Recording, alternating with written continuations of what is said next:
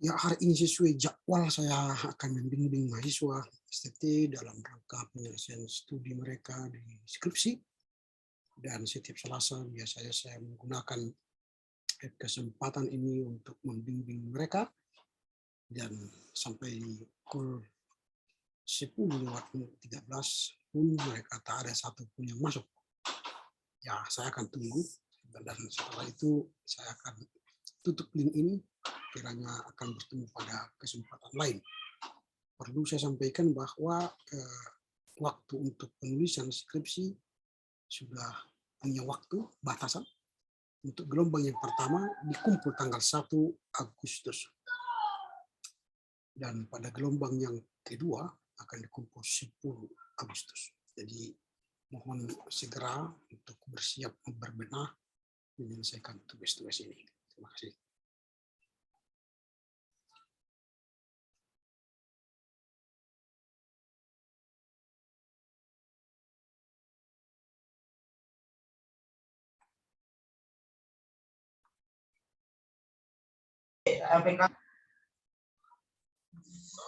Heriga ini bang, Heriga, Lembuy. Ini bang. Abang lagi sibuk?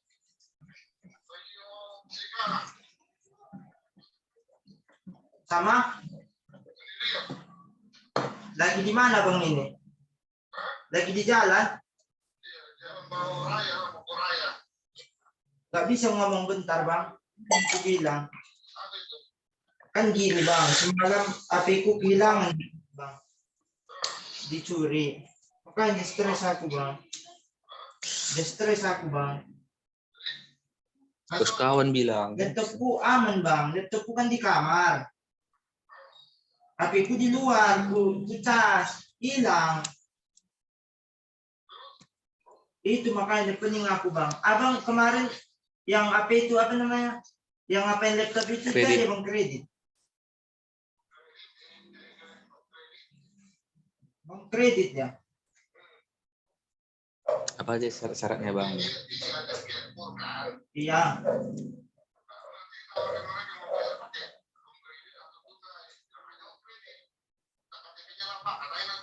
Kakaknya nggak diminta lagi bang.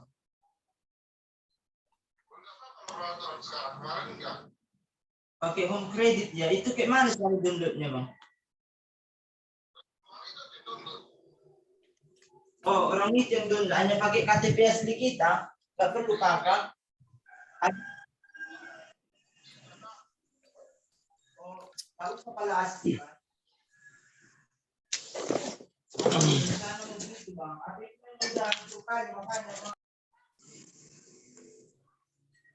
Baik, kita akan mulai bimbingan hari ini. Kita berdoa. Terpujilah Engkau Bapa, karena kebaikan-Mu kami boleh bertemu dalam ruang Zoom ini membahas skripsi sehingga kami boleh menyelesaikan dengan baik. Terpujilah Engkau Bapa demi Kristus. Amin. Kita kembali berjumpa dalam bimbingan skripsi hari ini. Makanya tadi sudah hampir saya tutup karena tidak ada yang bergabung. Sudah 10 menit lebih ya. Dan saya hanya ingatkan untuk gelombang 1, berarti gelombang 1 Stambuk 2017, kita akan mengumpulkan skripsi tanggal 1 Agustus. Itu artinya 1,5 bulan lagi waktu. Jadi mohon untuk segera menyelesaikan yang Stambuk 2017 dan tidak banyak bedanya juga untuk Stambuk 2018 kita akan kumpul tanggal 10 Agustus. Jadi itu pun mohon segera juga untuk berbenah menyampaikan hasil-hasilnya sebelum tiba batas waktu. Jadi jangan nanti setelah mendekati dikasih ke saya semua. Kalau itu nanti tidak akan saya ladeni ya. Kalau semua kasih langsung 5 sampai akhir, saya tidak akan ladeni dan sore tidak akan saya bimbing. Karena pembimbingan itu punya regulasi, waktu, dan tempat. Jadi mohon mempersiapkan diri untuk pengumpulan skripsi yang periode pertama ini pengumpulan periode 27 September itu ini, kemudian untuk gelombang pertama ini dikumpul tanggal 1 Agustus. Untuk gelombang kedua itu arti Stambuk 2018 itu 11 Agustus. Lalu ujian skripsi yang gelombang pertama itu akan dilaksanakan pada 12 sampai 13 Agustus. Lalu untuk gelombang yang kedua dilaksanakan 26 sampai 27 Agustus. Bagi yang mereka yang berkesempatan lulus akan diwisuda 17 September 2022. Jika ingin namamu ikut dalam wisuda 2022, selesaikanlah tugasmu sebelum tanggal 1, tanggal 10 Agustus. Oke ya. Yep. Lalu saya tidak banyak menerima menerima materi hari ini karena yang biasanya orang yang meminta bimbingan itu yang saya japri. Tapi hari ini tidak ada yang minta. Lalu saya masukkan ke grup besar. Artinya siapa yang mau ikut saya bimbing. Yang tidak mau ikut tidak apa-apa. Gitu ya. Oke, kita mulai dari Rijol. Rijol ini sudah bab berapa ini? Sudah bab 4, Pak. Bab 3 kemarin sudah? Sudah saya kirimkan kepada Bapak, Pak. Tapi belum dibimbing? Iya, Pak. Ya, kenapa tidak minta bimbingannya? Iya, Pak.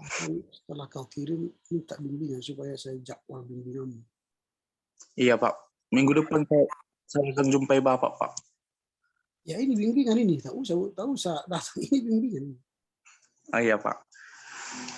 Kau kirim ke sini apa ke saya kan saya bimbing. Kalau kau tunggu-tunggu sampai apa, kalau tidak kau minta nggak jadi tuh. Iya, Pak. Makanya tadi karena nggak ada yang minta, ya saya apa aja di sini. Besar supaya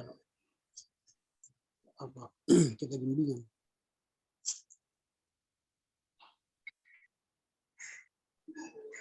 Oke.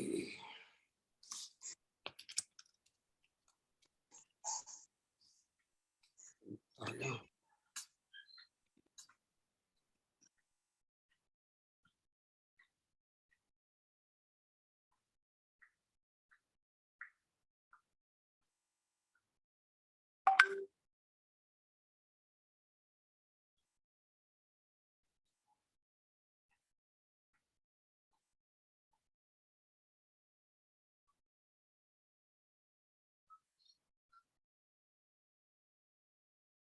Bab 3 ya.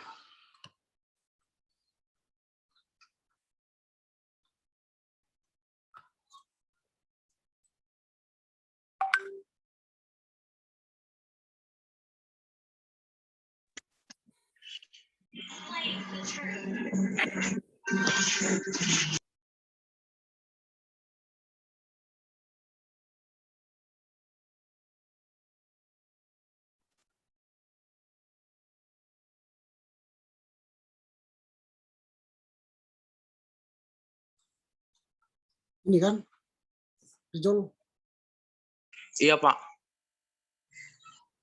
bab 1 belum kau kirimkan nih perbaikannya. Sudah, Pak. Perbaikan bab 1, bab 2, sudah saya kirimkan, Pak. Perbaikan bab 2. Kemudian perbaikan bab 1.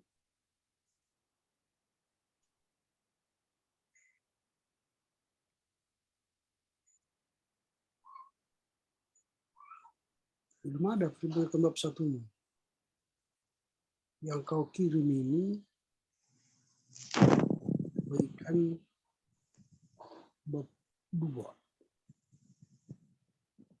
Ya, hanya itu, baru bab 3. Perbaikan bab 1 tidak ada. Ini kan result.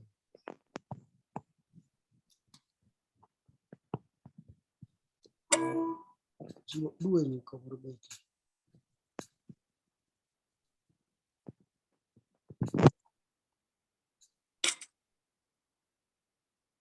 Bab 1 mana?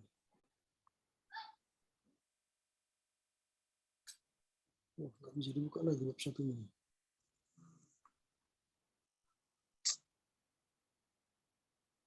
Nah, segeralah kirimkan itu ya. Iya, Pak. Karena ini yang masih bab 2 ini. Perbaikan.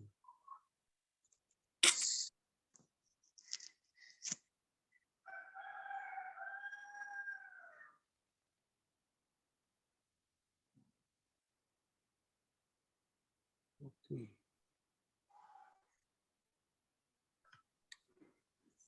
Bentar, saya lihat dulu.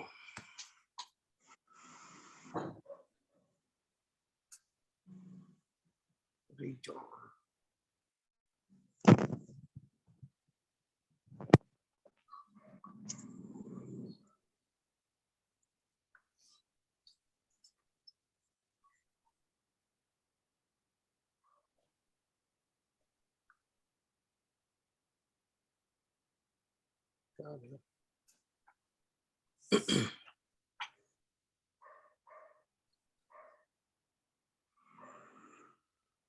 Oke, ini selalu saya ulang-ulang. Setiap menulis judul ini selalu font 18. Ini 14. Lalu di sini bukan pengertiannya, ini sama semua. Semua kalian sama. Ini sama ini. Semua kalau kita buka sekarang skripsi yang lain semua ini. Metodologi berasal dari bahasa Yunani. Ini bukan pengertian lagi. Di sini hendak kau sebutkan metodologi apa yang kau gunakan di dalam menulis skripsi ini, bukan lagi definisi. Ya, nggak usah lagi tulis-tulis definisi metodologi ialah, nggak usah lagi. Sebentar ya.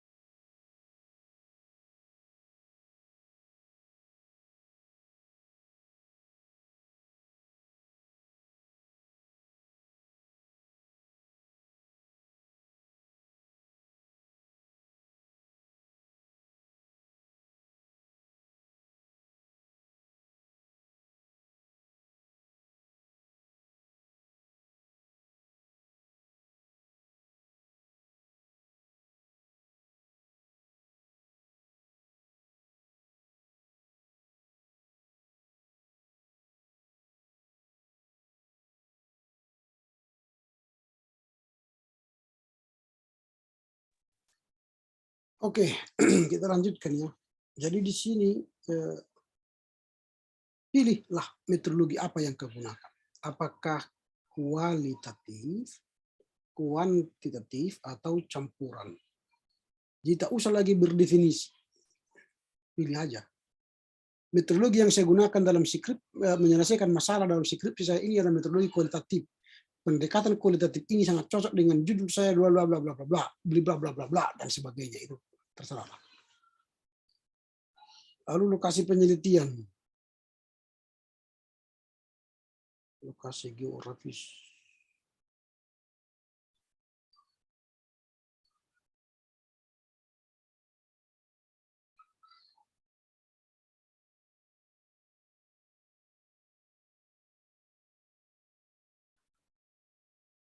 Secara singkat.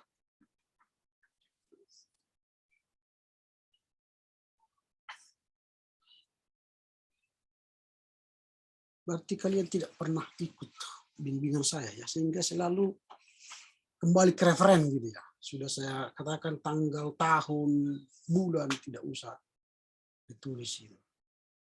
Kalau mulai seperti ini kan pada tanggal 13 November tulis lagi di sini bulan, tulis di sini tahun. Nah itu biar lengkap, selengkap-lengkapnya kan.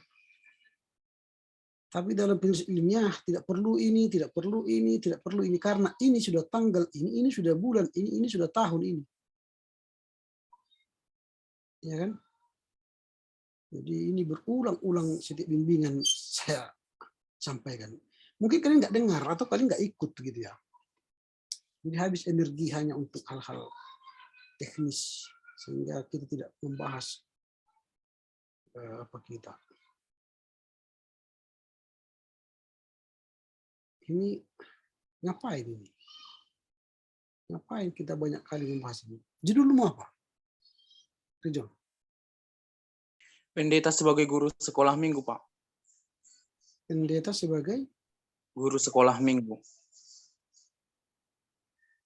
gitu ya. Pendeta sebagai guru sekolah minggu. Iya, Pak. Coba kirimkan dulu bab 1 dulu. Iya, Pak. Kayaknya udah pernah kita bahas ini.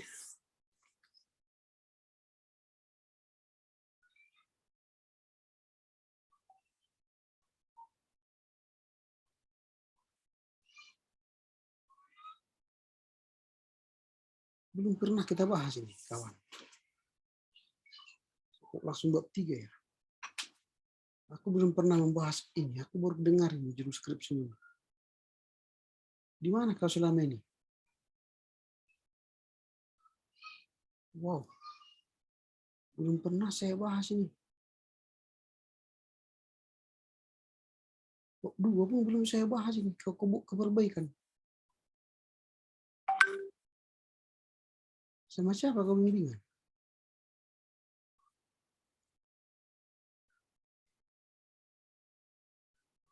Belum pernah aku bahas ini.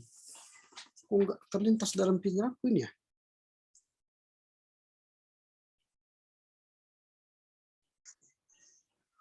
Sudah, Pak. Sudah saya kirimkan, Pak. Iya. Tapi dalam bayanganku nggak pernah kita bahas ini.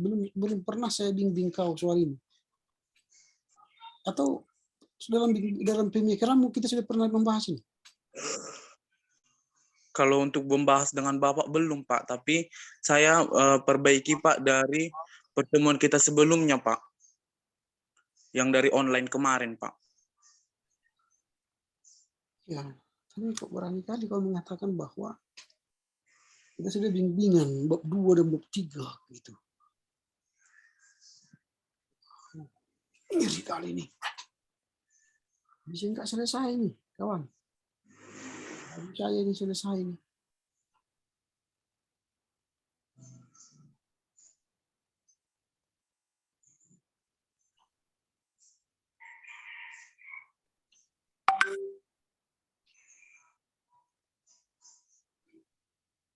Wah, keren sekali badannya.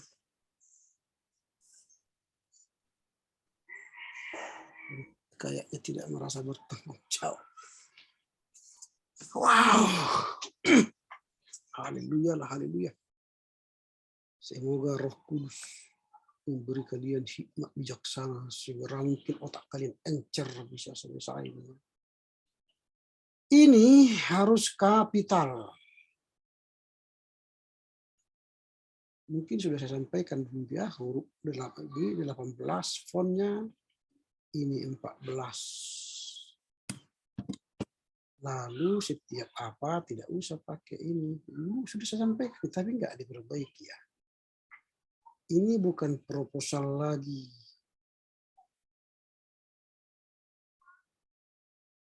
Ini diganti logonya ini. Cari logo yang baru.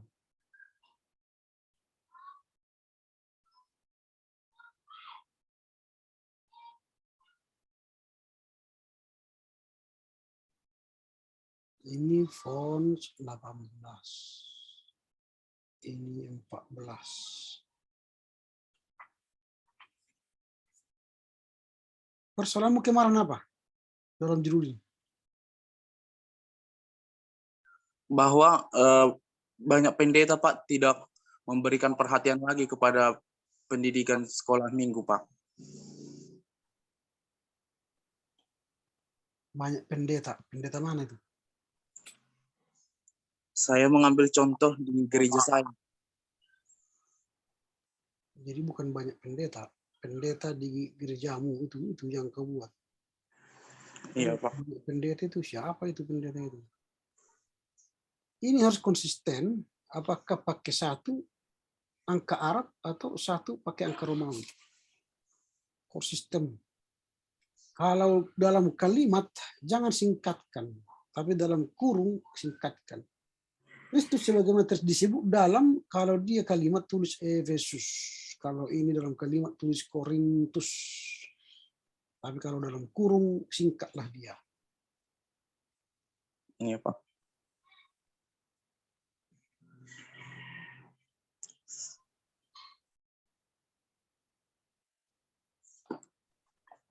Ini samakan ini ke sini. Tidak usah literatur saat itu sudah awal.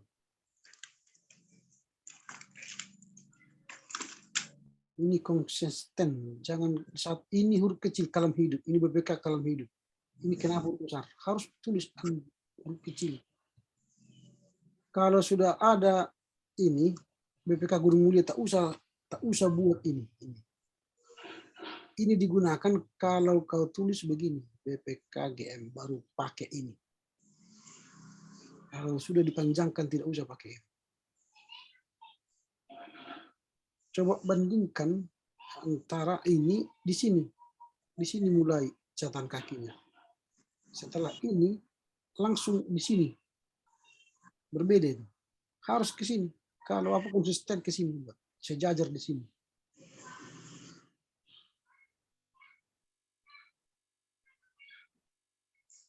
Ini kan nggak sejajar.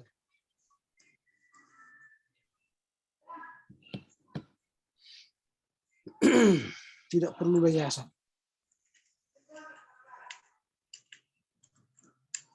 Ini berarti nggak ada bimbingan kita waktu dulu. Sudah saya coret ini berarti ini kenapa lagi muncul ya?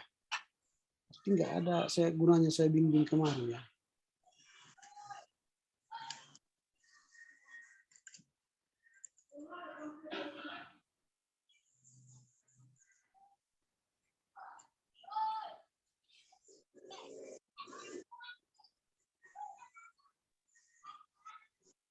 Nah, cara menulis jurnal kalau kita sudah bimbingan kemarin ini sudah tidak seperti ini caranya. Habis energi kawan untuk ini. Kalau menulis jurnal, mengutip dari jurnal, Keisha, Yemima, dan Sarah Stephanie petik khotbah dalam eksposisi narasi sampai generasi usia tutup petik, koma, tak usah dalam kurung, ini jurnal Gamaliel ini sampai ini September 2000 berapa? 2000 tahun berapa ini? Tahun 1900. Ini tahun ini. Sampai tahun garis ini miring. Nama jurnal itu miring. Tanggal ini lagi. Baru koma halaman berapa? Itu mengutip dari jurnal. PT tidak usah PT CV apa lagi? Wow, seperti ini. Nah, di mana masalahnya kau tulis di sini? Gerejamu pendetamu tadi tidak pergi ke apa? Sekolah minggu di mana? Di mana ditulis masalahnya? Gak ada kan? Iya, Pak. Jadi apa masalahnya? Kalau tidak ada masalah bukan skripsi. Saya sudah katakan tidak ada masalah berarti tidak ada skripsi. Jadi, kalau tidak ada masalah ini bukan skripsi. Jadi tulis dari sini masalahmu apa. Sebelum ini sini tulis masalahnya. Tulis masalah. Apa masalahnya? Pendeta tidak pernah mengajar sekolah minggu, tidak pernah memperhatikan sekolah minggu di GKPI apa tadi? GKPI Saroha Canggul. Nah, ini saja di sini. Makanya dari awal di sini kau tulis das Solen das Desain. Seharusnya pendeta itu harus mengajar sekolah minggu, membina sekolah minggu, mengarahkan sekolah minggu, bla bla bla bla bla. Itu seharusnya. Itu namanya das Solen. Das Solen. Itu seharusnya. Tetapi kenyataannya dasi di gereja kami GKP Saroha Drog Sanggul pendeta X, pendeta Rasot X tidak pernah mengajar sekolah minggu. Lalu pertanyaan ini namanya jurang penelitian. Mengapa? Nah itu. Jadi pertanyaan penelitianmu, mengapa? Rumusan masalahmu ini nanti mengapa pendeta tidak mau, kan? Sini apa ini? Rumusan masalah. Apa pengertian pendeta dan guru sekolah minggu? Bukan ini. Apa fungsi pendeta? Bukan ini. Apa peran pendeta? Bukan ini. Bagaimana? Bukan ini. Bukan ini. Banyak kali pertanyaan. Gak ada pun yang menyentuh skripsi. Pertanyaannya mengapa pendeta tidak apa judulnya tadi? Ini tidak sebab pendeta sebagai guru sekolah minggu tidak mengajar sekolah minggu GKPI Saroha Duruk Sanggul. Nah, itu. Apa faktor yang menyebabkan pendeta tidak mau peduli dengan sekolah minggu? Apa solusi? Bagaimana caranya supaya pendeta resort yang di GKPI Saroha itu mau mengajar sekolah minggu? Secara akademis tulislah. Itu. Kalau di sini apa sekolah minggu, tak usah pun kau menulis skripsi, banyak bukunya ini. Apa yang pengertian sekolah pendeta dan sekolah minggu. Mau kutunjukkan banyak buku ini. Tak usah kau tulis skripsi. Wah. Kali kau kawan, mau tamat tapi enggak ada kerjamu. Ini juga jangan metode, ini metodologi. Lalu ini bukan metode, ini bukan metode. Saya katakan metode itu kualitatif, kuantitatif, campuran, pilih salah satu. Wow. Tarik nafas panjang. Baru satu kawan. Gimana caranya kau tamat?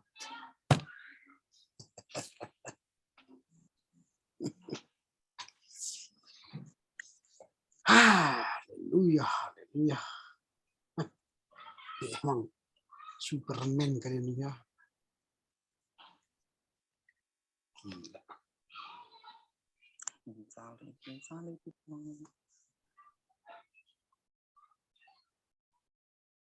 Rijal atau Rijal nih? Rijal.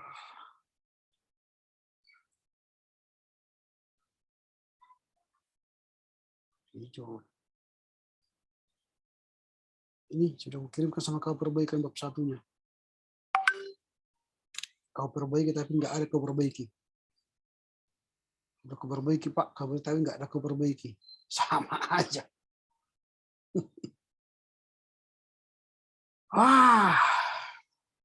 Luar biasa, Wah.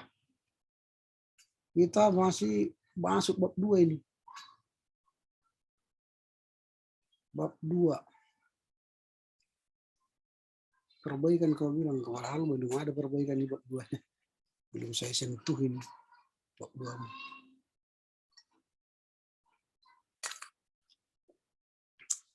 Bab 2. 21 Bu siapa?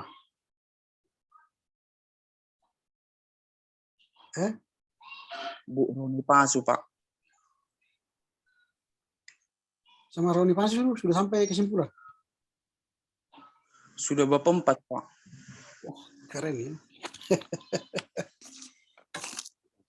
Ya.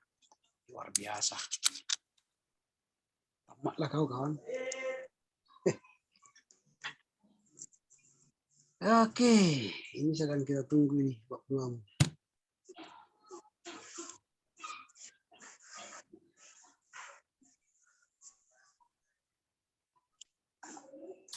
Memang keanehan besar di kampus kita ini. Nggak tahu lah gimana cara mengajar mahasiswa supaya disiplin belajar. Ya, tapi memang itulah mungkin kemampuan kalian ya.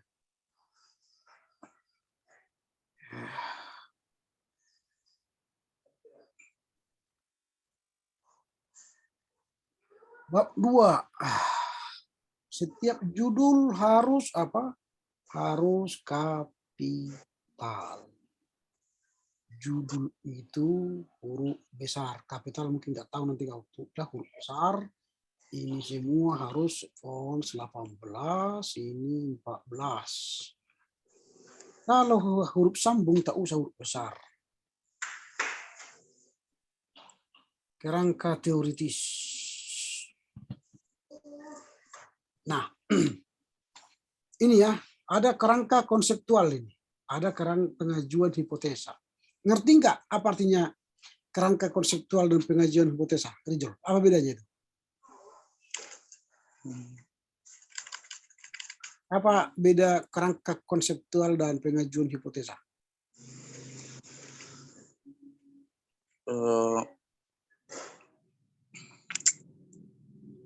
Buka aja kameramu biar saya lihat wajahmu. Aku nggak kenal kau. Tunggu, Pak.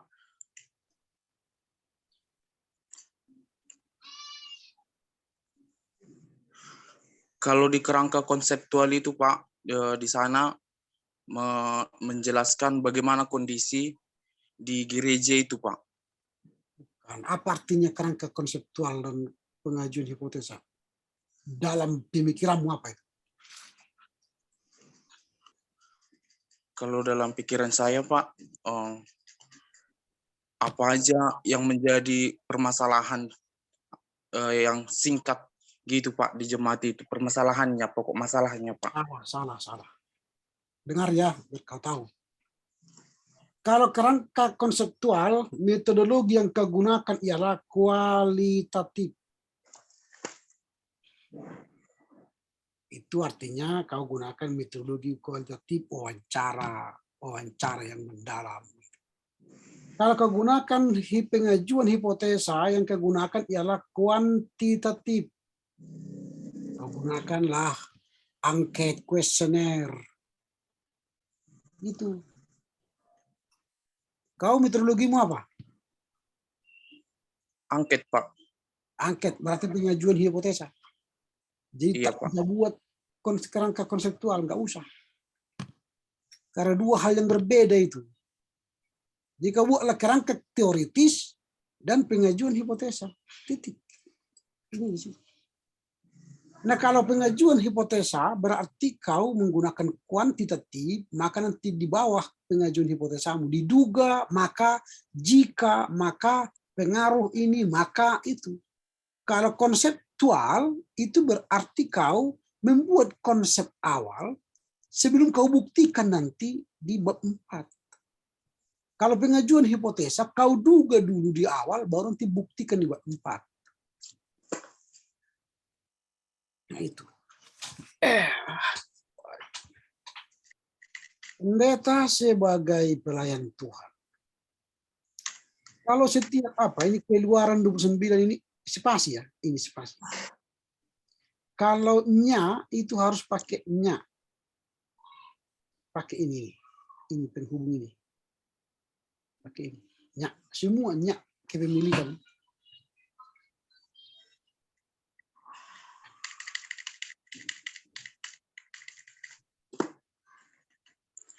Nah, seperti saya katakan tadi, ini tidak perlu lagi ini tanda ini. Kalau seperti ini, tidak usah. Iya, Pak. Lalu nanti ini sejajarkan di sini. Kalau sejajar di sini atau di sini terserah pilih, tapi konsisten. Pengertian pendeta. Setelah pendeta apalagi? Pendeta sebagai pengajar firman. Lalu apa lagi? Nah, jadi kalau ini kitab Matius, jangan singkat. Kalau dalam kurung baru singkat. Kalau ini kan, kalau pakai ini, dalam kurung singkat. Tapi pakai titik. Ini titik. Karena setiap singkatan titik. Akhir kalimat titik.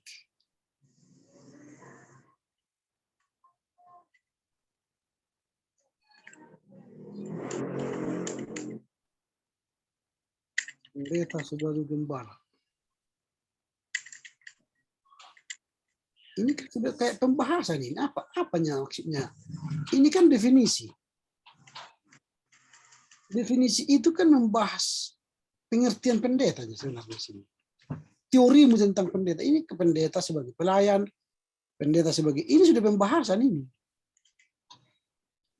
Bab 2 itu bukan pembahasan, bab 2 itu pengertian. Pendeta dan sekolah minggu. Wah, ini pembahasan. Ini sudah pembahasan, ini sudah bab 4 ini. Bab 2 itu definisi. Sejarah singkat sekolah minggu. Apa ini? Bab 2 kok amburadul. Nah, kalau kerangka teori itu kan teori yang hendak kau gunakan melihat pendeta itu secara personal, secara pribadi. Apa definisi pendeta itu? Itu bukan pendeta sebagai pelayan, pendeta sebagai, ini pembahasan nanti bab 3, bab 4 ini.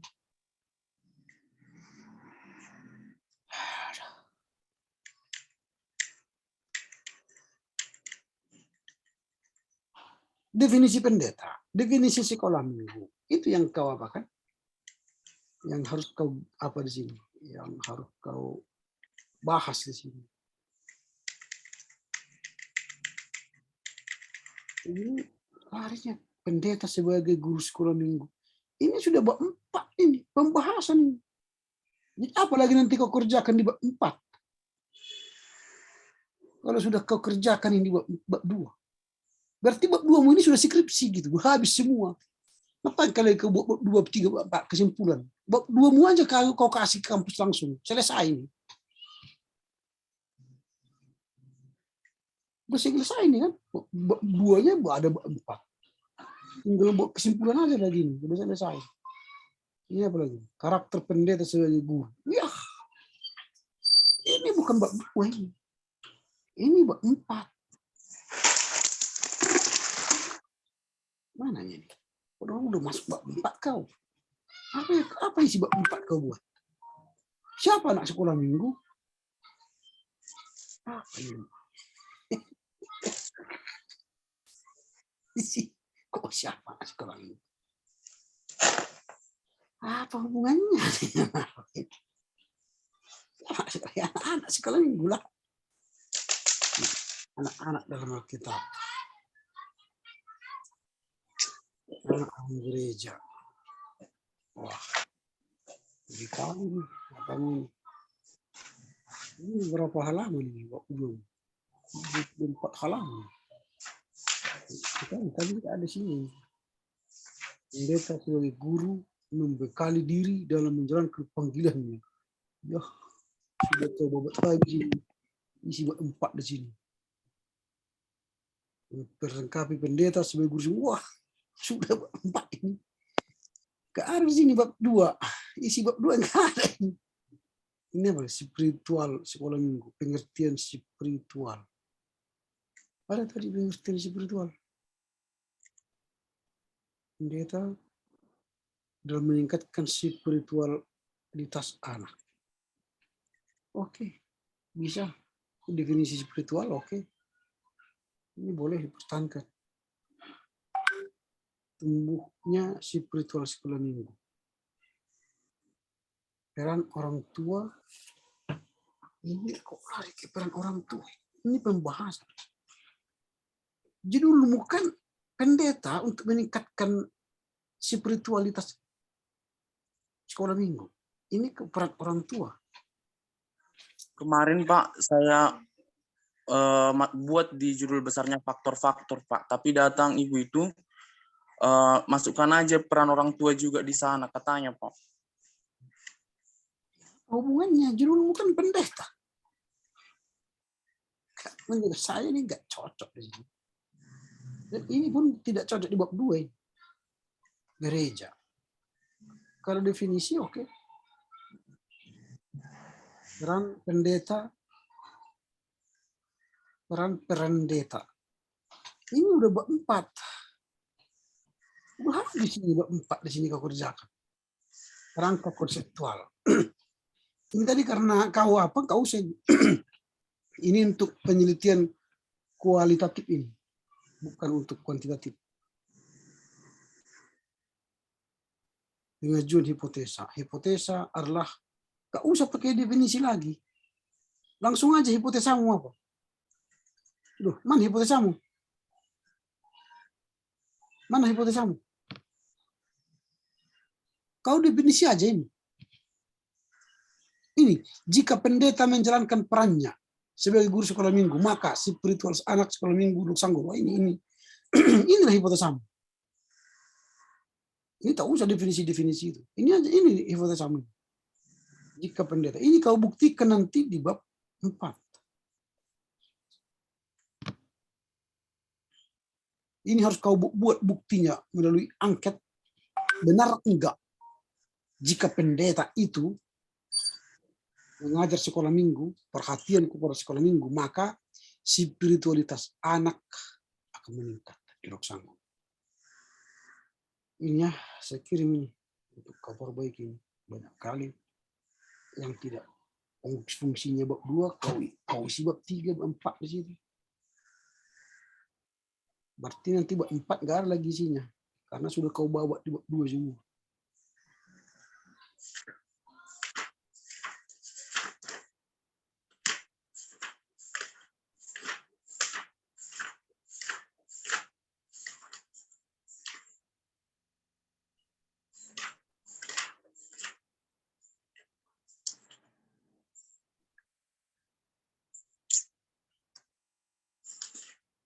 Sekarang bab 3. Nah, seperti saya katakan tadi, bab 3 ini harus 18, ini 14. Tak usah lagi tulis metodenya, definisinya, tapi pakailah apa metodologimu. Sebutkan metodologi yang digunakan. Ya, apa yang digunakan? Kuantitatif, jelaskanlah. Dalam skripsi ini saya menggunakan metodologi kuantitatif. Metodologi kuantitatif adalah bla bla bla. Saya akan mengumpulkan data saya melalui kuesioner yang akan saya berikan kepada bla bla bla bla bla. Nah, itu. Di sini bukan lagi pengertian metodologi, bukan. Metodologi yang kegunakan apa? Lokasi penelitian, Blok Sanggul, Blok Sanggul. Ini lokasi penelitian apa ini? Sejarah singkat. Oke. Sejarah singkat. Pelayanan kebaktian. Nah, ini nggak usah. Apa ini nggak ada gunanya ini kebaktian ini nggak perlu ini. Menghabiskan kertas ini. Nggak ada gunanya. Sejarahnya saja, kapan lahir, siapa bapaknya, dan sebagainya, itu aja. Pendeta yang melayani, oke. Tapi kalau kegiatan-kegiatannya, ini bukan laporan pertanggungjawaban ini. Fasilitas yang tersedia. Untuk apa ini? Tak usah ini, nggak ada gunanya ini. Ini bukan mau buat inventarisasi jumlah anak sekolah minggu. Oke, ini penting. Nah, ini blogspot tidak bisa digunakan sebagai sumber, ya, nggak boleh. Blogspot, WordPress, Wikipedia nggak boleh digunakan sebagai sumber karya ilmiah. Ini apa ini? Jumlah anak sekolah minggu. Struktur kepengurusan sekolah minggu. Populasi dan sampel. Nah, jadi populasi dan sampel. Nah, supaya kau mengerti apa arti populasi dan sampel. Populasi itu, kau mau meneliti sekolah minggu, bukan? Iya, Pak. Berarti jumlah populasi sekolah minggu itu berapa? Ini tadi kan di sini. Jumlah populasi sekolah minggu ini berapa ini? Berapa totalnya ini? Wah, kau sendiri pun nggak hafal kan? Katakanlah ini kita anda 100 orang. Nah, jelaskanlah populasimu. Jumlah populasi sekolah minggu di SGKPI Saroha Grok Sanggul adalah 100 orang. Yang 100 orang ini terdiri dari bla bla bla bla bla. Ini tadi seharusnya pindah ke sini. Biar jangan 2 kali kerja. Ini pindahkan aja ke bawah ini. Jumlah sekolah minggu. Ini. Masukkan dia ke populasi. Ini. Nah, jumlah sekolah minggu 100 orang terdiri dari begini bla bla bla bla bla bla. Nah, populasinya. Nah, dari jumlah populasi inilah akan saya ambil sampel untuk meneliti kebenaran apakah peran pendeta akan meningkatkan spiritualitas anak. Itu baru sampel. Dari 100 orang itu, berapa sampel yang akan kau ambil? Jelaskan. Berapa orang? Nah, dalam teori kuantitatif, kalau 100 orang jumlah anak, maka minimal 60% dari 100 orang ini, itulah angket yang harus kau kirimkan kepada sekolah minggu. Jadi bukan main-main. Kalau 5 kau kirim, angketnya itu bukan berarti, itu bukan kuantitatif, itu kualitatif. Jadi kau harus lebih 60% dari 100, 60%. Kali 100 dibagi 100 berapa itu? Minimal 60 orang harus kau sebar angka kepada anak-anak. Sibuk di sini. Dari 100 anak populasi sekolah minggu di GKPI Saroha Blok Sanggul, maka minimal 60% sebagai sampel saya akan kirimkan kuesioner. Yang 60 orang ini terdiri dari usia sekian, kelas 1 sekian, kelas 2 sekian, kelas 3 sekian. Lalu saya tambah lagi dengan guru sekolah minggu. Lalu saya tambah dengan pendeta. Jumlah sampel saya adalah sekian orang. Kalau bisa hampir 80% dari 100 orang ini, maka akan semakin benar. Karena kuantitatif, semakin banyak, semakin benar. Tapi kalau kualitatif bukan semakin banyak, semakin berkualitas yang kau wawancarai, semakin benar penelitian.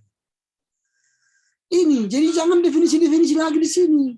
Definisi sampel, definisi populasi, ngapain? Sebentar ya.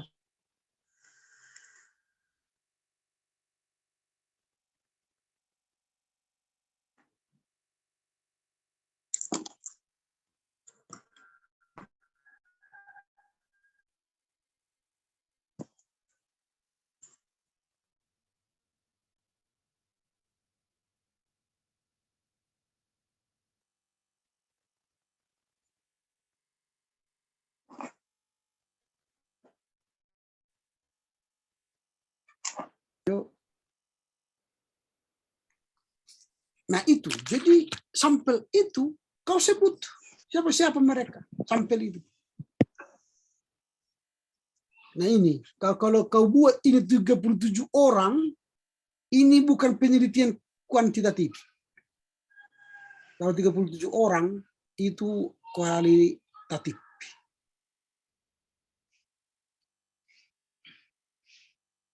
Ini 243 ini apa ini? Jumlah jemaat, Pak. Berarti yang kau wawancarai jemaat, bukan sekolah minggu. Orang tua sekolah minggu dan guru sekolah minggu, Pak. Nah itu berarti jelaskanlah itu di sini, di populasi ini. Siapa yang kau wawancarai itu? Berapa jumlahnya? Ya, Pak. Nah kalau dia 243 orang, ini kan 243 orang. 243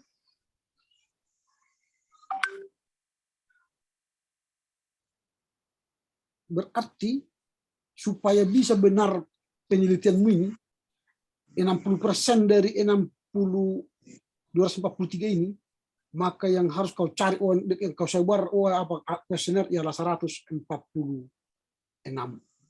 orang. Jelaskan 146 orang itu siapa? Sekolah minggu, orang tua sekolah minggu, lalu majelis perhaladu, pendeta, jelaskan 146. Kalau tidak ada 146, skripsimu ini gagal. Tidak terbukti secara kuantitatif kebenaran itu. Gitu ya. Lalu pengumpulan data. Alat pengumpulan data. Alat pengumpulan data itu apa? Salah. Ini salah. Kalau dalam penelitian kuantitatif, alat pengumpulan data itu apa? Kuesioner. Ini saja alatnya. Alat pengumpulan data itu kuesioner. Kalau studi pustaka, field research itu adalah bagian observasi dan pendalaman teori. Kalau dia kualitatif, alatnya apa? Wawancara. Tapi kalau kuantitatif, alatnya apa? Kuesioner. Oh, teknik pengumpulan data. Ini ya definisi juga. Kalau teknik pengumpulan data begini, kau bagaimana teknik mengumpulkan data? Ceritakan. Nah, pengumpulan data ini akan saya sebar angket kepada anak-anak, kepada sekolah minggu, kepada orang tua, kepada tekniknya. Lalu setiap hari saya pergi ke sana, saya kumpulkan. Kau jelaskan bagaimana kau mengumpulkan data. Jangan berdefinisi lagi. Kalau ini berdefinisi lagi kau ini, bukan. Kerjakan apa yang disebut di sini. Kegiatan pengolahan data diawali dari tabulasi data dalam suatu tabel induk. Nah, ada yang enggak penyamu itu? Itu. Maka saya kan teknik pengumpulan data. Dari tabulasi tabel data induk yang saya miliki, maka saya mulailah mengklasifikasi data, lalu saya akan menganalisis data, lalu saya akan membuat hasil analisa. Itu.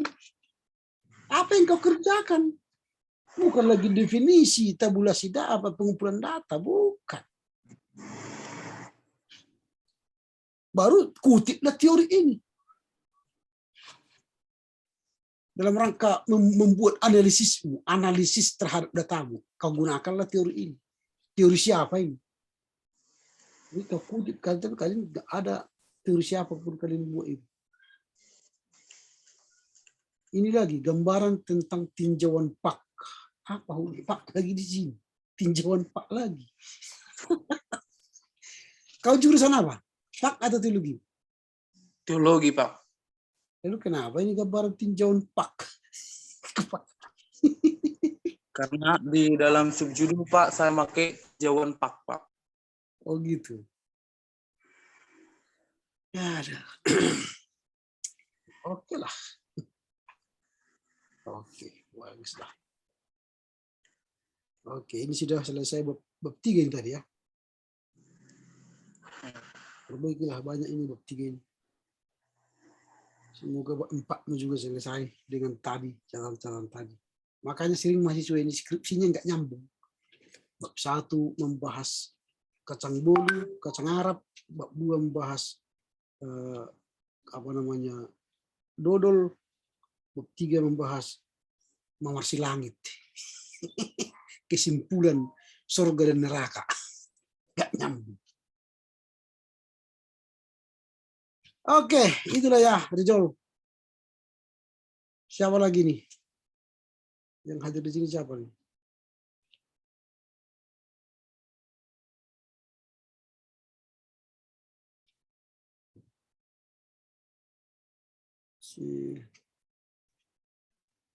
Siapa yang mau dia bimbing ini?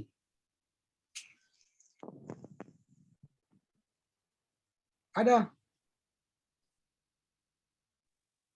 Izin Pak, izin bicara Pak. Si Salomo. Pak, saya boleh Pak bimbingan Pak. Saya kirimkan sekarang Pak. Silakan. Baik Pak, iya Pak.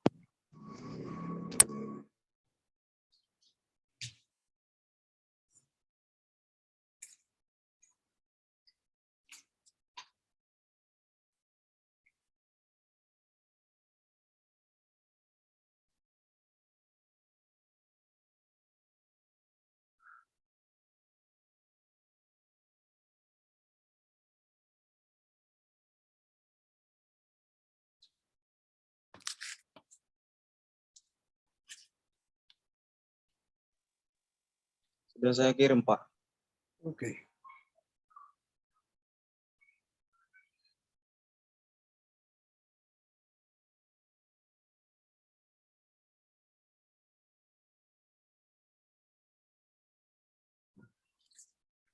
Salomo.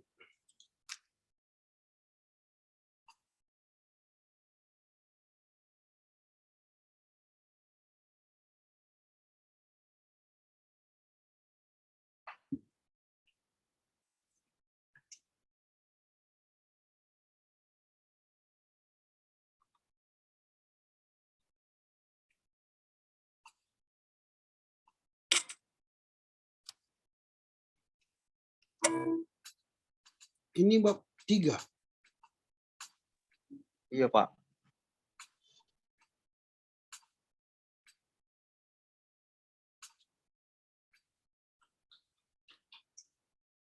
Salomo.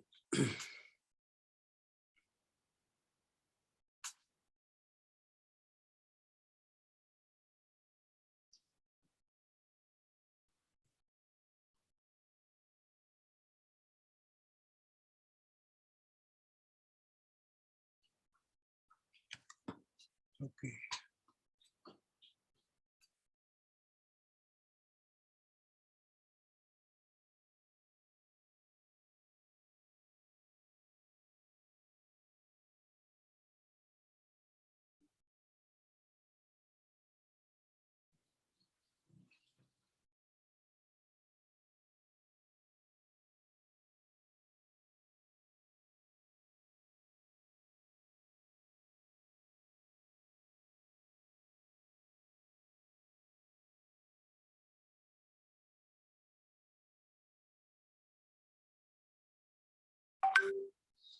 Oke.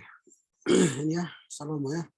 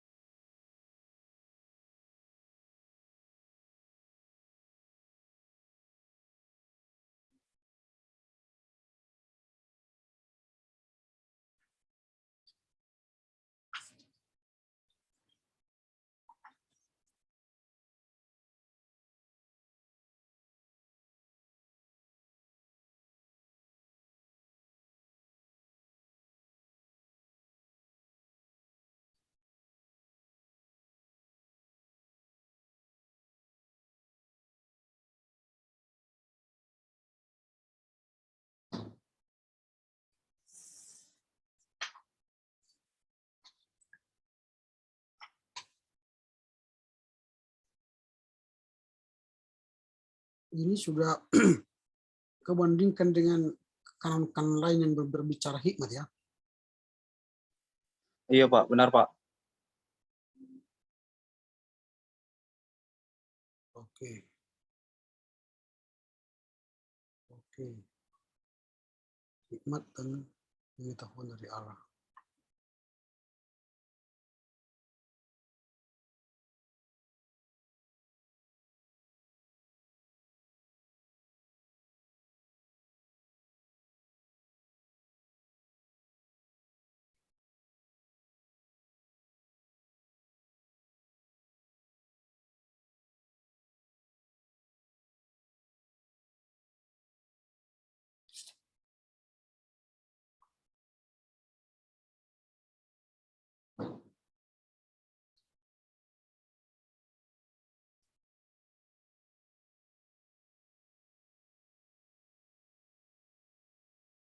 Ketiga, tujuan dan berkat hikmat dari Allah.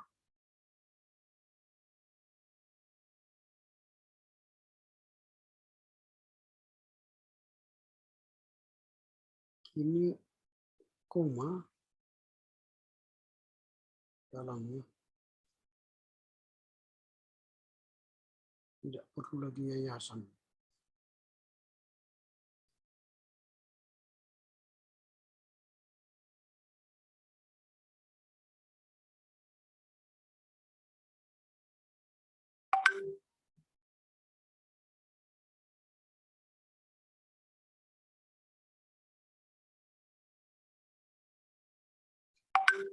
Oke, ini baru tafsirannya.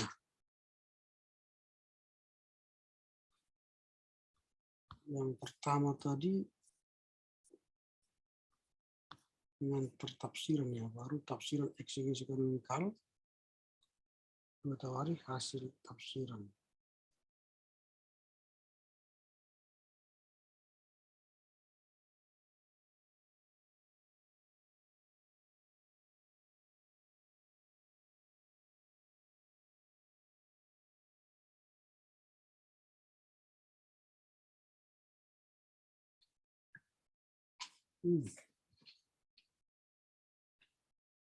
Oke.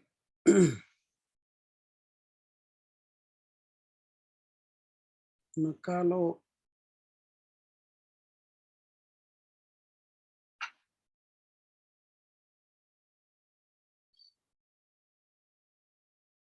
bagaimana posisimu ya, posisi dalam pendekatan kanonikal itu terhadap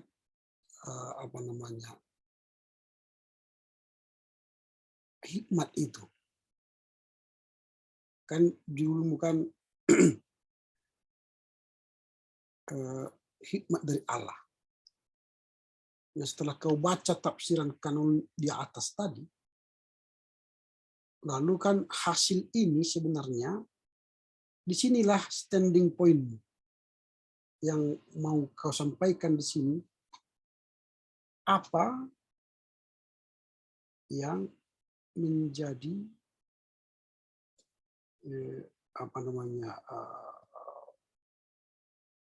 standing point, posisimu ya, posisi pribadimu. Ini kan sudah kau baca tadi di atas itu, dari tafsiran-tafsiran itu ada 3 hal yang kau ungkap itu kan di pembahasanmu tafsiran secara kanonikal. Nah, yang pertama tadi kan yang kau bahas di situ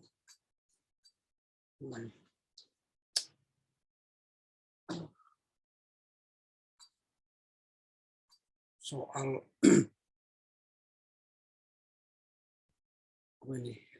hikmat Allah dan dalam penyataannya. Nah, di sini bagaimana kamu melihat hikmat Allah dalam penyataannya? Itu sudah dikanonkan ini kan. Tentang penyataan Allah dan penyataannya sudah dikanonkan orang itu, baik di dalam kitab-kitab sebelumnya atau mungkin di gereja. Orang gereja sudah memahami hikmat dan penyataan Allah itu bla bla bla. mungkin ada dalam konsili dan sebagainya, dibahas berbagai rumusan-rumusan teologi yang berkaitan dengan penyataan hikmat dan penyataan Allah. Lalu poin yang kedua yang kau bahas, hikmat dan pengetahuan dari Allah. Bagaimana itu secara kanon? Nah, kau lihat misalnya dalam tradisi gereja, iman gereja, konversi gereja, bagaimana penyataan Allah? Bagaimana hikmat dan pengetahuan dari Allah? Itu poin yang kedua tadi. Kau lihat dalam sejarah gereja atau tafsiran-tafsiran dalam ayat-ayat sebelumnya atau sesudahnya, bagaimana itu? Lalu bagian poin yang ketiga tadi yang kau lihat sebagai kanon dalam hikmat Allah itu ialah apa ini? Tujuan, Pak. Nah ini, tujuan dan berkat hikmat dari Allah. Nah mungkin ini sudah ada kanonnya. Kau baca di kitab-kitab lain atau mungkin di rumusan-rumusan konfesi gereja, ada tujuan hikmat Allah. Lalu pada bagian yang terakhir ini hasil tafsiranmu apa? Standing pointmu terhadap 3 poin di atas itu apa? Itu disitulah kelihatan tafsiranmu secara kanonikal. Bagaimana pendapatmu terhadap tujuan hikmat, penyataan hikmat, ilmu pengetahuan itu bagaimana? Setuju nggak kau dengan kanon yang ada dalam Alkitab itu? Atau kanon yang ada dalam gereja, konfesi gereja orang tentang hikmat? Di pembahasanmu di atas itu belum ada kau buat dalam pandangan konfesi gereja. Supaya jangan capek, kau lihat aja konfesi gereja. Bagaimana hikmat dipandang oleh gereja? Itu kanon itu dalam konfesi gereja. Atau gereja orang lain, bagaimana kanon orang lain melihat hikmat Allah, tujuan hikmat Allah di konfesi GKPI, konfesi GKPS, konfesi GKPA misalnya. Kau bandingkan. Nanti baru hasil tafsiranmu bagaimana? Melihat tafsiran kanon di atas, saya sangat setuju bahwa tujuan hikmat itu bla bla bla bla. Sebagaimana disebutkan dalam konfesi GKPI atau konfesi HKBP, tujuan hikmat itu bla bla bla bla. Nah, itulah hasil tafsiranmu. Artinya kamu melihat bagaimana posisi hikmat dan penyataan Allah. Hikmat dalam penyataan Allah dalam Alkitab, dalam teks ini begini, dalam teks lain begini, dalam kanon gereja begini, dan menurut saya begini. Nah, itulah di sini. Ngerti ya Salomo ya? Jadi Baik, Pak. bukan kesimpulan lagi ini Allah penyayang pengasih, berbeda ini dari atas yang ini. Hasil tafsiranmu berbeda dari yang di atas kan?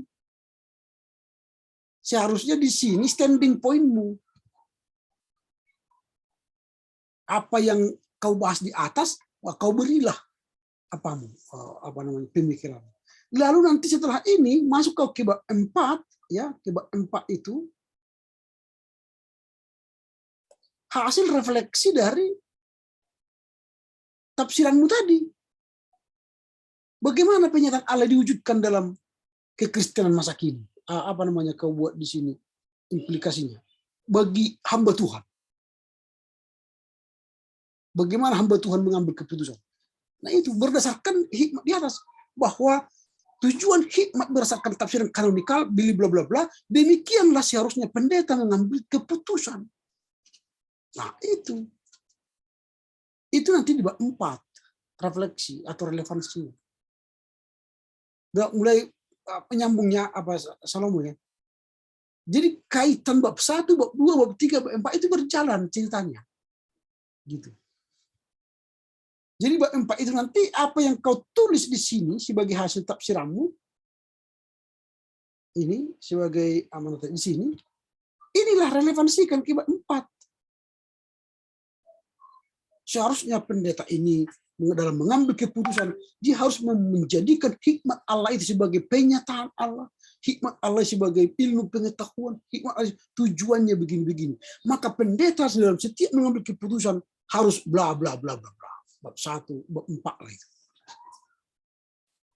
Baru nanti kesimpulanmu akhir. Bahwa hikmat Allah itu sangat penting bagi seorang pendeta dalam mengambil keputusan. Mau selesai skripsi kan? Seperti itu. Bisa dimengerti Salomo? Ada pertanyaan? sedikit Pak. Berarti Pak, saya mau bertanya begini Pak, mengenai dengan metode kanonikal ini berarti sebenarnya kita tidak perlu membuat analisa teks lagi ya Pak ya? Usah.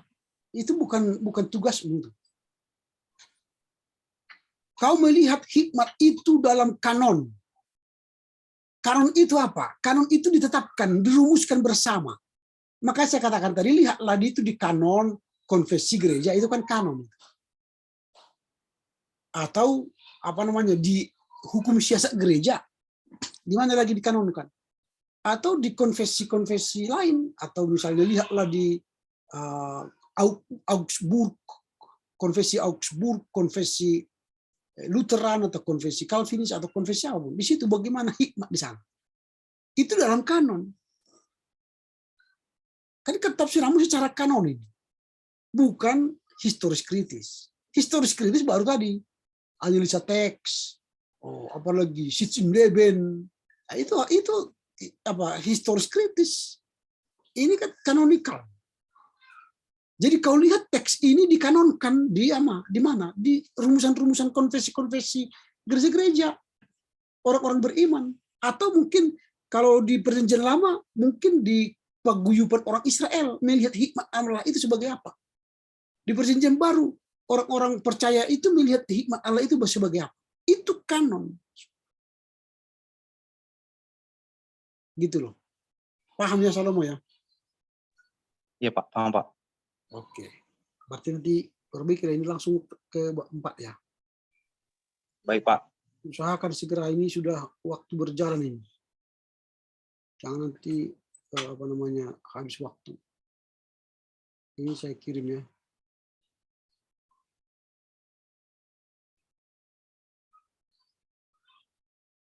Wah, nggak bisa nih.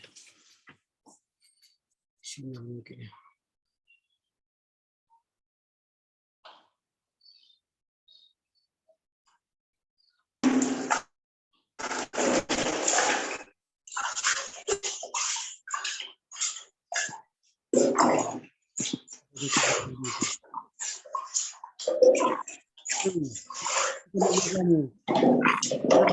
Pun kedengaran di sini.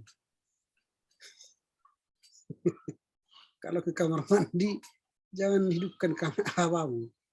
Kedengaran di situ cebok. Wah, gimana nih? Ini tampaknya sinyal apa namanya, jaringan tidak jalan. Oke, nanti saya kirim ya. Iya Pak, baik Pak. Siapa lagi nih yang mau bimbingan? Oh, izin bertanya Pak. Silakan. Oh, kalau untuk pengumpulan bab 5-nya Pak, apakah sudah diikutkan daftar pustaka, Ya, lampiran dan sebagainya Pak, atau hanya kesimpulan dan saran dulu Pak? wah, kasih aja semua. Oh, langsung semua begitu Pak. Ya, supaya nanti saya baca apa namanya kepustakaannya, lampirannya, gitu ya. Kalau mengenai apanya Pak, sekalian juga sama digabung dia Pak, sama abstraksi mulai dari bab 1 begitu Pak, atau bab 5 dulu gitu Pak. Kalau mau sekaligus nggak apa-apa, karena itu kan sudah tinggal sedikit itu. Bukan abstraksi ya, abstrak. Jangan abstraksi itu pagelaran itu. Abstrak intipati, saripati. Jadi jangan salah mengerti, salah memahami apa itu abstrak dengan abstraksi. Itu selalu salah mahasiswa menulisnya. Jadi jangan tulis nanti abstraksi. Abstraksi itu pagelaran. Padahal yang dimaksud dengan abstrak itu, yang hendak kalian tulis itu ialah intipati, saripati. Ini kok tak bisa ya.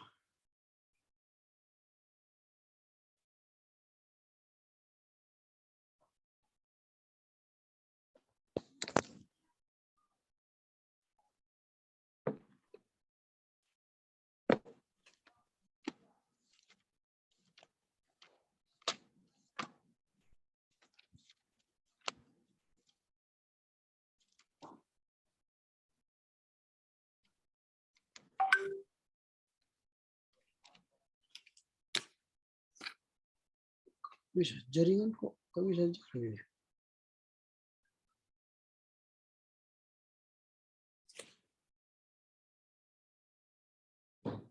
Oke, ini sudah tengah 12. Saya pikir kalau pun kita akan lanjut, kita lanjut besok saja ya, yang mau bimbingannya. Saya buka besok jam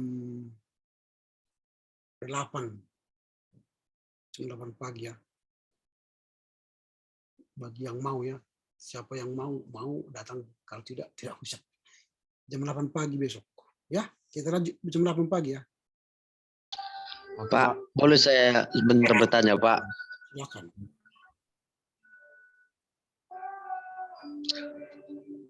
Oh, terima kasih, Pak. Saya, Pak, cuma terbentur dalam referensi, Pak. Apakah Bapak bisa memberikan saya referensi seperti contohnya buku-buku, Pak?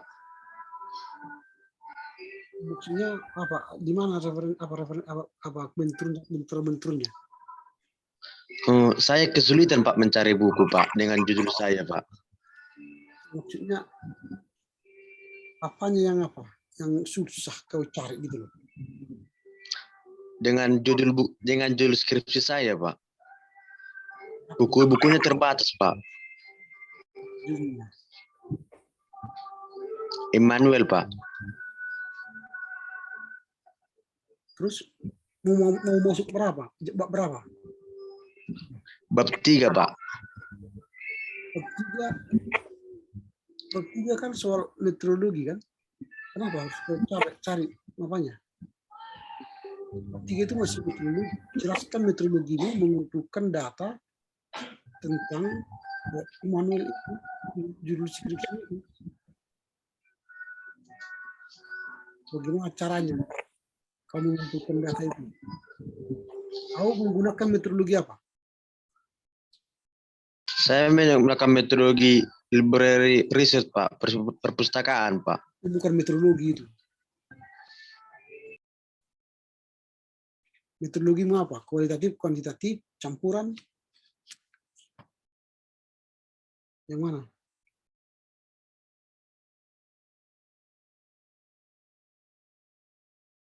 Yang mana kau pilih? Metodologimu. Halo? Halo, Pak. Kuantitatif, Pak. Oh, kualitatif, Pak.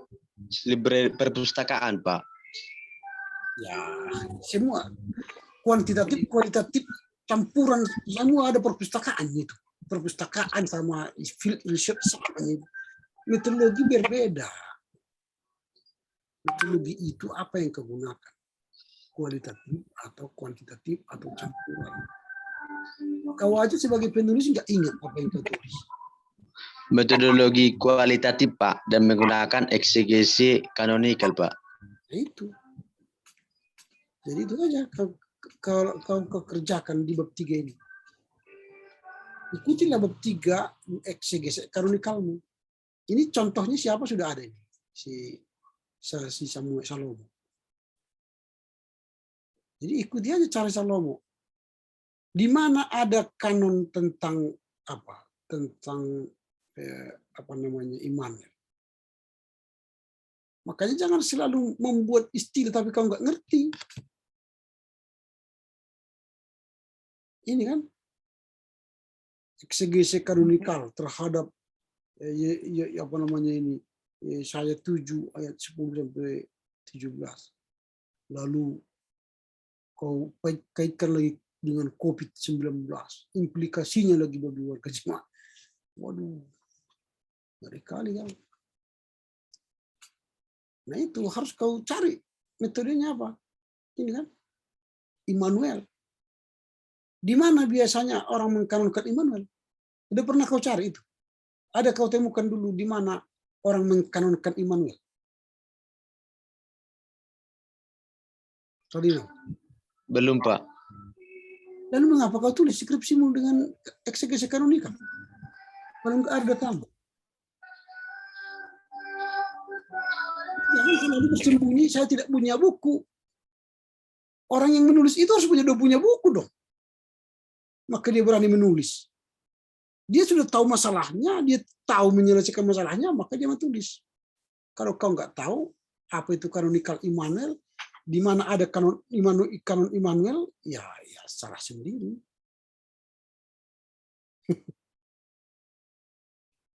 Pasti nanti kau ulangilah menulis skripsi kan gitu, karena kamu salah mempersiapkan dirimu menulis. Tulislah apa yang kau tahu, jangan tulis apa yang tidak kau tahu. Itu gampangnya. Kalau kau nggak tahu, kau tulis, ngapain? Metodologi aja pun kau nggak hafal. Immanuel aja dikanonkan di mana pun nggak tahu kau, gimana caranya menyelesaikannya? Gitu loh. Pernah nggak kau lihat Immanuel di konfesi? Gereja apa, Radinal? GKP, HKI atau apa? GKPI, Pak. Pernah kau baca di pemahaman iman GKP ada Immanuel? Belum, Pak. Wow. Pernah kau temukan Immanuel di pengakuan iman Nicea, Athanasium, Konstantinopel? Enggak juga. Pernah kau jumpai kanon Immanuel di konfesi Augsburg atau Institutio karya Calvin atau di karya Luther, Here I Stand, atau di dari 95 dari Martin Luther? Di mana? Di mana kau temukan itu dikanonkan? Jadi kalau ada dikanonkan Immanuel, ya jangan buat tafsiranmu kanonikal. Buat aja historis kritis atau tinjauan dogmatis. Cocoknya itu tinjauan dogmatika. Bukan tafsir kanonikal. Siapa yang mengkanonkan Immanuel itu? Kau aja nggak tahu, apalagi saya. Gitu loh kawan. Jadi kalau menulis itu pikirkan matang-matang. Punya bahan dulu. Kayak sejak dulu saya katakan tingkat 1 itu sudah kumpulkan materi skripsi. Jangan kumpul setelah kau menulis skripsi, itu bohong namanya. Makanya ada masa studi di STT 4 tahun. Itu mempersiapkan skripsi. Kumpul buku-bukumu banyak. Ini buku-buku ini tidak lahir sekarang ini. Mulai tingkat 1 saya sudah kumpul ini. Ini. Semua ini. Itu. Makanya ketika menulis skripsi sudah aman. Sudah ada bukunya. Jadi kalau katakan sekarang nggak ada bukunya, ya berarti saya katakan sekarang ulanglah kamu menulis skripsi. Tahun depan aja atau semester depan. Gitu gampangnya. Oke, ada lagi yang bertanya sebelum saya tutup ini? Saya, Pak. Silakan. Kemarin saya sudah bimbingan sama Bapak. Gini, Pak, persoalannya kan, Pak. Pemahaman saya tentang kanonikal itu sedikit berbeda, Pak. Karena yang saya pahami selama ini kan, Pak, bahwasanya kanonikal itu berarti hanya dari Alkitab dikanonkan gitu, Pak, bukan dari kanon gereja kan gitu, Pak. Tapi saya cari-cari mengenai kanon konvensi gereja mengenai rohani itu tidak ada, Pak, gitu. Apakah saya harus ganti tinjauan eksegesenya, Pak, menjadi historis atau bagaimana, Pak? Kalau kamu tidak sanggup kau mengerjakan, ganti. Yang menulis kamu. Kau menulis berarti kau sudah siap materimu dulu. Jangan sekarang kau tanya di mana ada itu, nggak tahu saya. Yang menulis itu kamu, bukan saya. Kau sekarang seperti ini, kau hendak memasak saksang atau panggang. Seharusnya apa? Beli panggang, daging babi, beli tomat, cabai, bawang, apalagi semua lengkap. Lalu setelah itu kau hendak memasak saksang, udah mulai racik, giling, dong, ambil minyak, tunggu, baru tunggu lagi. Habis itu masak, inilah saksang, makanlah, gitu. Jangan pula kau undang temanmu mau makan ke rumahmu, kau mau masak saksang, sampai di situ, di mana mau beli daging babi ya kawan? Aku mau masak saksang sama kalian. Pulanglah tamumu, makan kau lah saksangmu itu katanya. Jadi seringlah mahasiswa seperti itu. Menulis judulnya patenteng, patangtang, patungtung. Setelah menulis, nggak ada bukunya Pak katanya. Tahankanlah, tunggu semester depan. Itu loh Johnny Hood. Jangan katakan aku nggak tahu Pak. Kok baru nggak tahu? Anda pilih eksegesi kanonikal, Anda sudah bertanggung jawab itu. Jangan katakan aku berbeda kita Pak. Ya berbeda memang. Pengetahuan itu berbeda. Makanya saya tantang kau mengerjakannya. Kalau tidak ya udah ganti judul aja. Yang rugi siapa? You. Karena apa? Anda tidak tahu apa yang kau tulis. Makanya selalu saya katakan dalam menulis skripsi, tulis apa yang kau tahu. Jangan tulis yang tidak kau tahu. Kalau kau tidak tahu, jangan tulis. Itu membuatmu kecewa dan kecewa. Gitu ya. Ada lagi yang bertanya? Ini sudah mulai kita injury time ini. Waktu kita 1 bulan yang akan datang. Kalau mau main-main dengan saya, silakan aja. Kita jumpa lagi semester depan. Cukup? Nggak ada yang bertanya?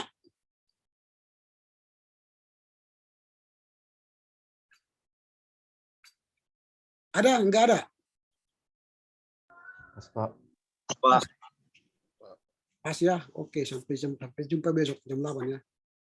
Siapa yang mau bimbingan, kirimkan ke saya materinya. Supaya kita bimbing.